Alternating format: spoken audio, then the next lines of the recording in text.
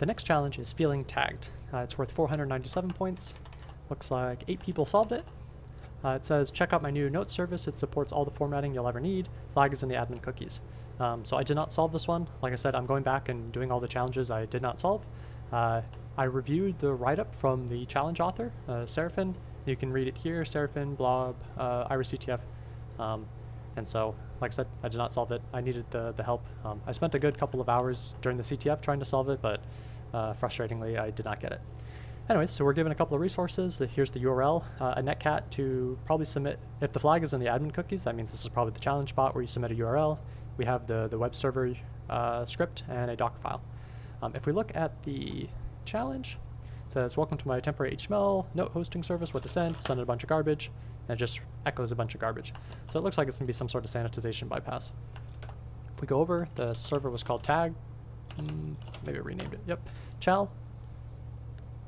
It looks like there's 2 routes, and we have some save tags, the home, cool.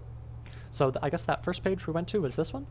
So it'll read the contents of that form and redirect base64 to it. So this is probably the route we'll send.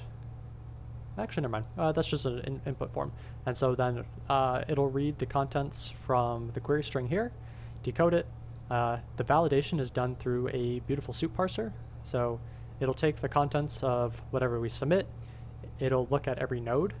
It'll make sure the node is in safe tags. So it has to be an I, B, P, or BR tag. And then it'll check and make sure it has no attributes. Otherwise, it'll say this HTML returns sus, and if it doesn't, it's good. So just standard sort of bypassing. So when I saw this, I Googled online to see if I could find any beautiful soup bypasses. I was having a hard time Googling for it. It doesn't look like most people use this as a validator for, because I mean, it just doesn't really make sense to use it as a validator. This beautiful soup doesn't follow the exact same parsing rules as a browser. And so you're just looking for a little mismatch somewhere where beautiful soup thinks it's one thing and the browser thinks it's another thing.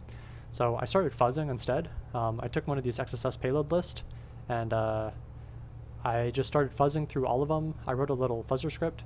So I ran this on the Docker container that was provided just to make sure I'm using the same version of Beautiful Soup. So it goes through the list, it reads the lines, it does the same Beautiful Soup parsing, and if it's good, it'll print it out. And so this is what I did during the competition. Unfortunately, I couldn't find any URLs that were actually useful. And so after, like I said, after an hour or two, I had to give up and work on something else. But after reading the challenge author, I think they made it was just something I totally wasn't thinking about, and it's totally correct. Like I said, the intended solution is to find any parser difference between the HTML and the HTML5 spec. Comments, and I think it's right here, comments are usually where XSS happen with these. Now that I think about it, like I'm frustrated I didn't jump to this conclusion because comments aren't going to have a name, and we're going to be able to embed anything we want inside because everything will inside be ignored. Because I was trying to do something like where, actually I should do it over here. Like I wanted like a BR and then like maybe another BR or something, and it would be wrapped in a BR. I was trying a bunch of stuff like this, but yeah, just like if you could trick it into thinking there's a comment when there isn't a comment, and then you can put anything on the inside, that's a way better avenue to search. But anyways, this is the actual payload that works, and we can test that it works if we go back to the website. We can see we get an alert 1, and from there, it's all pretty standard stuff. So the browser thinks that that was a comment. The browser knows that this is closes the comment, but Beautiful Soup thinks this entire thing is a comment.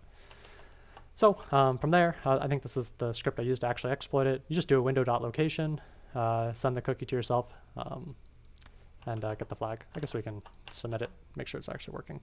Go here. We'll have to do the proof of work. Meanwhile, let's make sure, did I put it over here? Yeah. So this is the URL, webhook 2bdf. Yep, we got one here. So here's this, here's this. Let's submit this. So give me a URL to open. So we need to generate that URL to send it. What we can do is we'll submit it in here. We'll look at the network tab to grab the URL because it's going to do a redirect. And we want this one, so we'll copy the link address. Let's just make sure. Looks good to me. It's doing a redirect. We'll give it here. hit enter. They're loading the page. Let's see. And there it is. So the admin went, cookie is equal to session, irisctf security by option. Cool challenge.